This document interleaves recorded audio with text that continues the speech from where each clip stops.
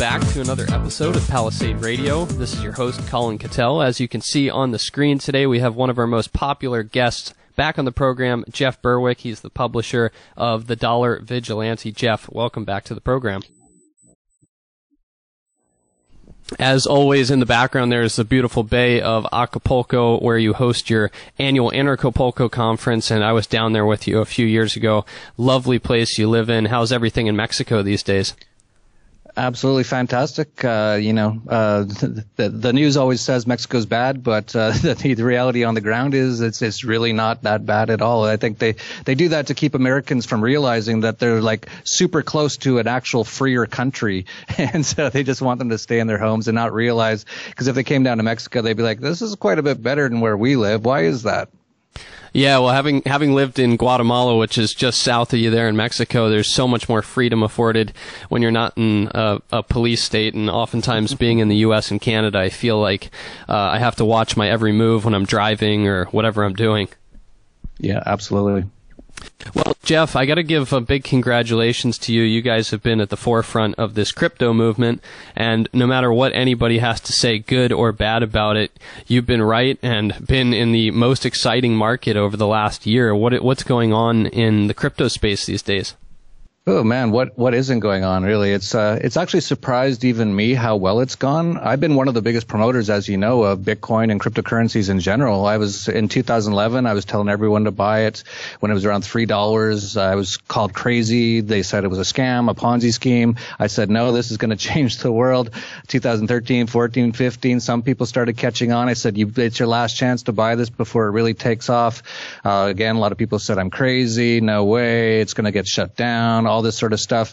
But this one year, then 2017, has shocked me. It's happened so fast. I knew it was going to happen at some point. I knew that there was going to be an awakening of, the average sort of financial investment sort of people, Wall Street, for example. I knew they were going to catch on to what's going on here. I was around for the beginning of the internet, and this looks exactly the same to me as the beginning of the internet. This is sort of internet 3.0, in my opinion, the cryptocurrency blockchain space. But I knew that years ago, but Wall Street just seems to have figured it out this year, and you're really seeing them pile in right now. I did not expect my price target for Bitcoin this year was 3,000 something. It's now over 7,000, so it's doubled over my price prediction.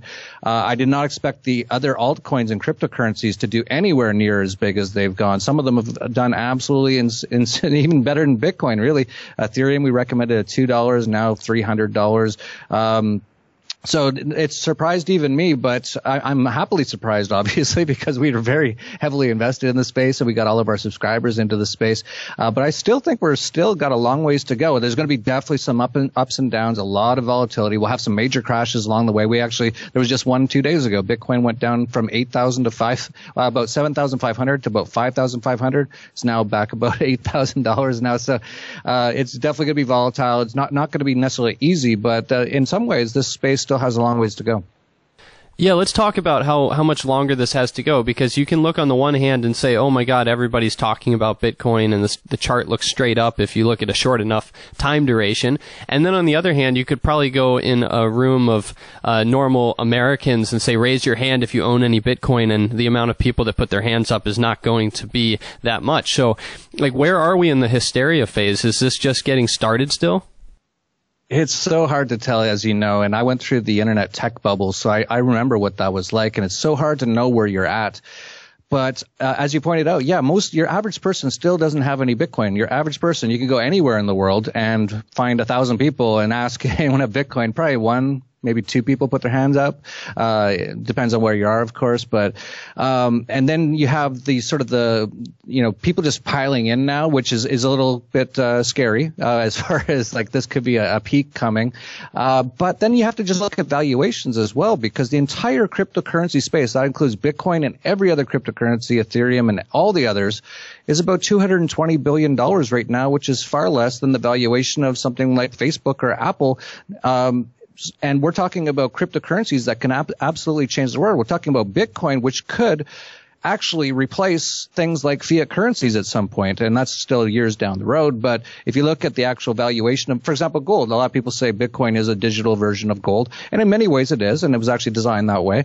It's the total value of gold, you probably know this better than me, but I believe it's around $7 trillion, total value of all gold ever mined, roughly, because no one really knows, compared to Bitcoin at about $100 billion right now. So you just do the math. If Bitcoin does become as valued as gold at some point, it's going to go up thousands and thousands and thousands of percent. And then you look at the US dollar, if it's ever going to replace that. So that's down the road quite a bit. But yeah, that's the things that everyone's trying to weigh right now. So, you look at it, when I got into it at $3, it's now at about $8,000. It's like a 300,000% gain. Usually in most markets, you'd be like, maybe you should sell a bit. You had a 300,000% gain, maybe take some profits. But it's like, yeah, but it hasn't really started yet. It's bizarre. It's mind blowing to watch a potentially nascent coming currency that could be used worldwide come into fruition. No one really knows where it's going to go. It could go to zero, and it could go to $1 million.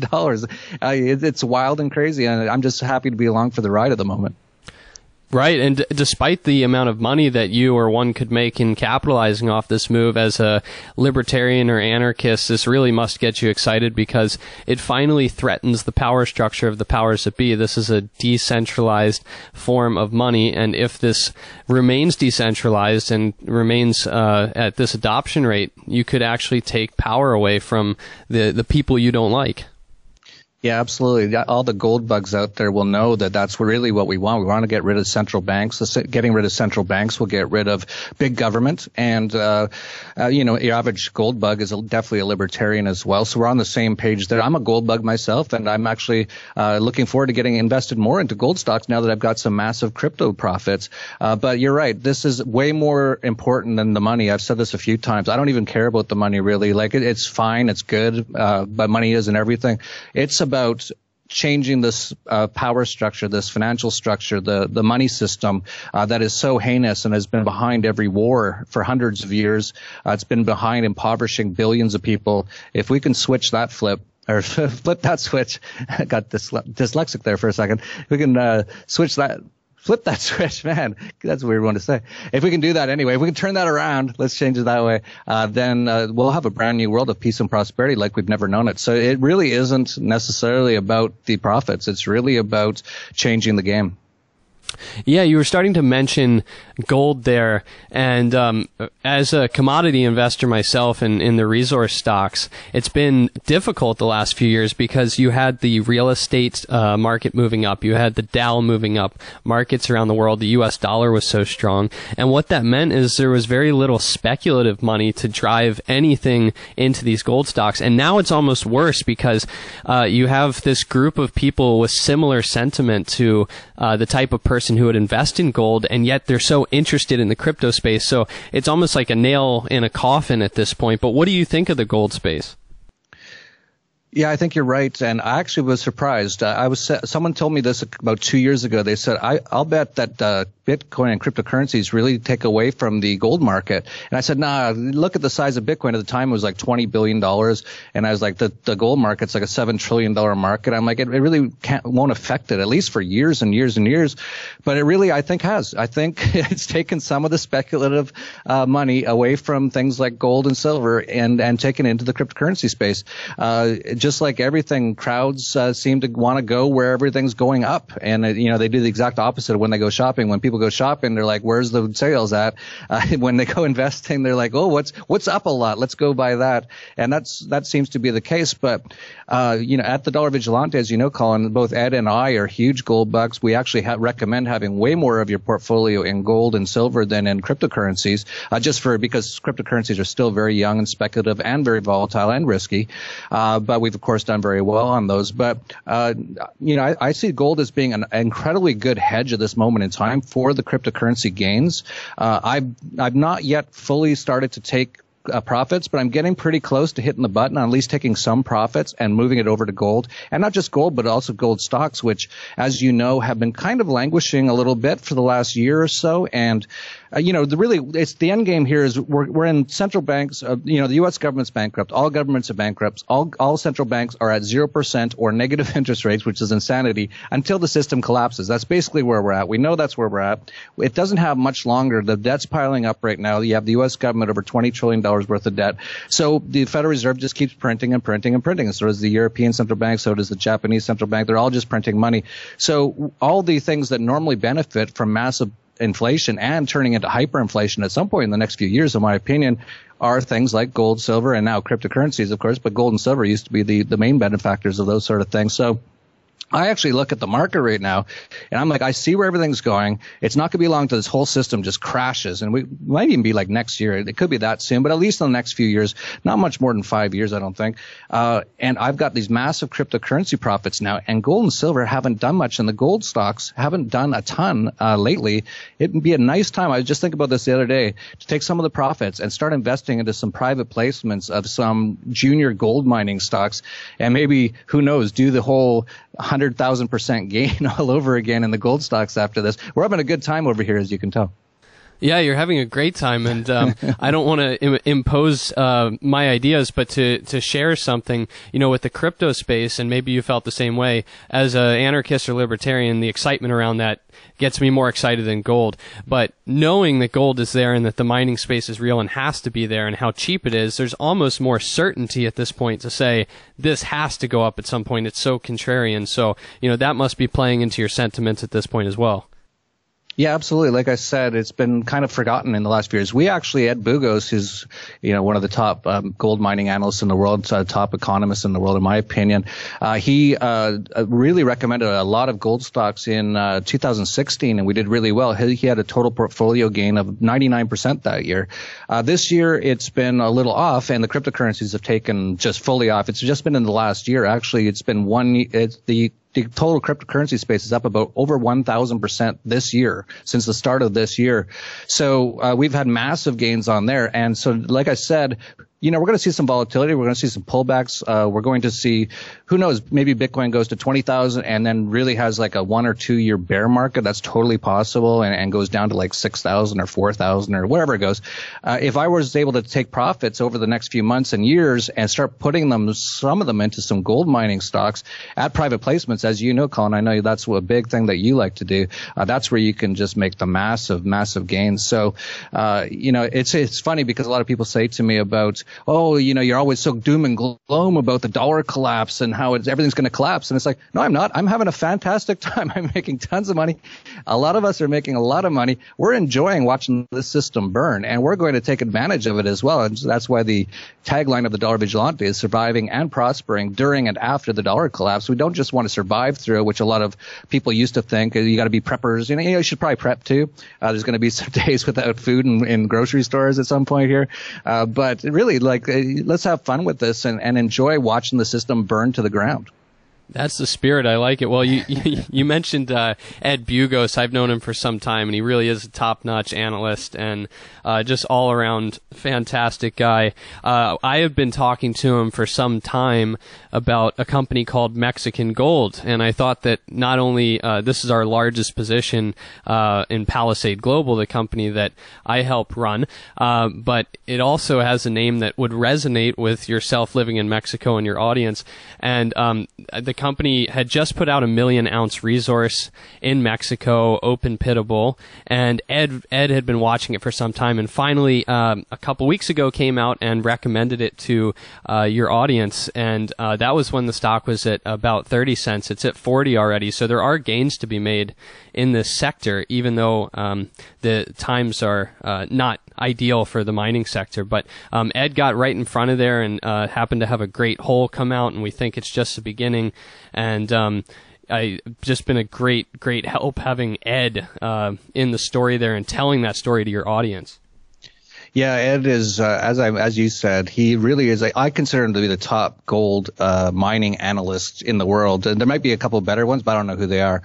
He's like sort of like a super genius. Like he literally pores over mining results just every single day. Sort of not, I don't want to say like Rain Man, but he does like numbers and equating things.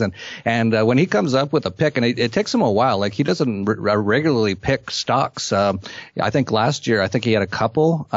This is the first one I think he had that I've seen this year, Mexico Gold. So, he doesn't do these lightly, but when he does, he's usually pretty excited about it. And he told me right as he was about to recommend it, he said, you should pick some of this up. And, stupidly, I didn't because I was so wrapped up in the cryptocurrency space. I didn't even see his message until after it was out. And then the stock rose and it was up like 40% or something. And I was like, oh man, I got to pay more attention. I got to pay. I was so wrapped up in the cryptocurrency space right now, but I should have known because Ed's really got a nose for these things. So I'll definitely be following the story. I'm really, I was happy to see it's a Mexican, related, gold mining play because I just love Mexico. I think there's a lot of opportunity here. I think the regulation is a lot better down here than in places like the U.S. or Canada. Obviously the taxation is often quite a bit better. I'm not sure about corporate tax, but, I just, want to support whatever's going on here. So I was happy to see it was right here in my neck of the woods, and that they've already had some good results. So I'm excited to see because I know Ed's got some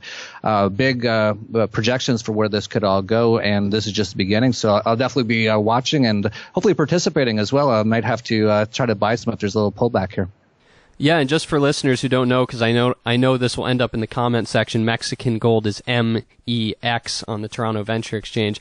And Jeff, I was laughing the other day. I was talking to Ed, I think yesterday or the day before, and he was kind of breathing heavily while we were talking and said he was exercising at the same time as watching Bitcoin prices and then talking to me about Mexican Gold. But I understand he is likely going to be raising the target price already. So super excited about that.